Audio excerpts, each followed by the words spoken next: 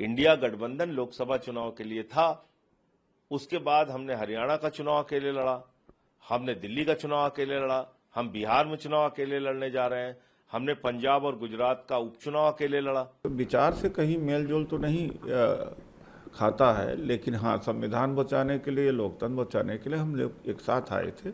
अब उनकी मर्जी, वो चले जाना चाहते हैं। सबसे बड़ा दल कांग्रेस था इसमें, और कांग्रेस पार्टी ने लोकसभा चुनाव के बाद न कोई बैठक की, न मीटिंग की, न कोई सबको साथ ले चलने की पहल की। उनके जाने के वजह से नहीं कि इंडिया अलायंस कमजोर हुआ। वो लोकसभा चुनाव के लिए था, उसके बाद हम लोग अकेले चुनाव लड़ रहे हैं। हो सकता फिर परोक्ष रूप से बीजेपी को मदद करें, फिर हो सकता भविष्य में फिर से इंडिया अलायंस के साथ आ जाए। इंडिया अलायंस की बैठक में शामिल नहीं होंगे, आपको निमंत्रण नहीं आया, किस तरीके से आप इंडिया अलायंस को क्या टूटता हुआ हम देख रहे हैं?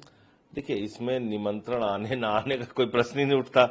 सवाल ये है कि भाई इंडिया गठबंधन लोकसभा चुनाव के लिए था, उसके बाद हमने हरियाणा का चुनाव अकेले लड़ा, हमने दिल्ली का चुनाव अकेले लड़ा, हम बिहार में चुनाव अकेले लड़ने जा रहे हैं, हमने पंजाब और गुजरात का उपचुनाव अकेले लड़ा। तो आम आदमी पार्टी ने अपनी स्थिति स्पष्ट कर दी है। और जहां तक विपक्ष की भूमिका की बात है, एक सशक्त विपक्ष की भूमिका आम आदमी पार्टी हमेशा निभाती रही है, और पार्लियामेंट का जो सेशन अगला चलेगा वहां भी हम उठाएंगे तमाम मुद्दे।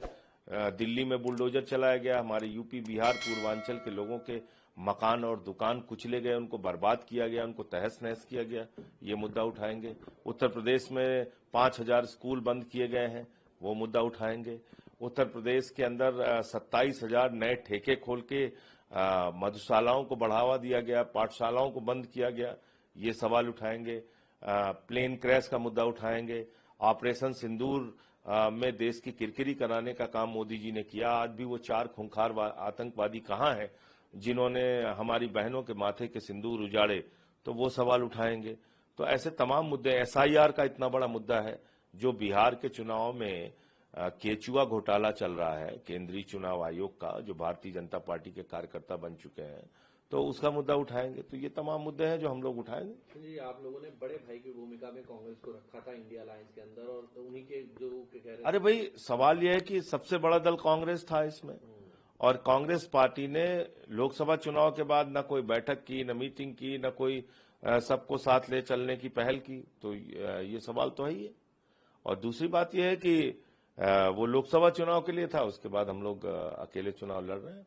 देखिए, ऐसा है कि बहुत साफ है कि आम आदमी पार्टी का जो जन्म हुआ है आरएसएस और भारतीय जनता पार्टी के कारण हुआ। इंडिया अगेंस्ट करप्शन के 2 बड़े मुद्दे थे, एक था कोल घोटाला और दूसरा था G2 स्पेक्ट्रम का घोटाला, और दोनों आरोप लगाए गए थे मनमोहन सिंह जी की सरकार पर और शीला दीक्षित जी के सरकार पर लगाया गया था एशियाड गेम का। और उस समय इन लोगों ने आरोप लगाया था जब एनजीओ हुआ करता था, और अन्ना हजारे अकेले आदमी थे, और एनजीओ था श्री अरविंद केजरीवाल का।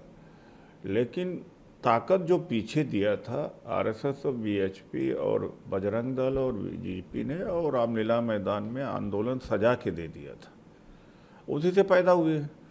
तो इनकी जो विचारधारा है आरएसएस और बीजेपी से मिलती जुलती है।